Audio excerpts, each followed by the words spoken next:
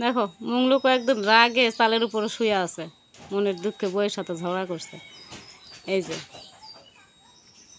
এই হলো মংলু, এইটা ওর বউ আজকে তাকে আদর করে নামাইতে গেছে।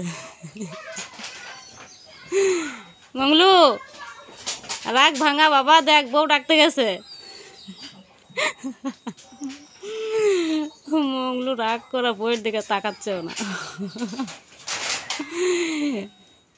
মংলু দেখ তোর বউ ডাকতে গেছে নামাই।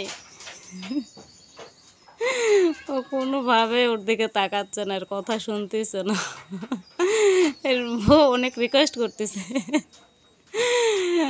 কিন্তু কে ওর দিকে তাকাচ্ছেও না, কথাও বলিচ্ছে না।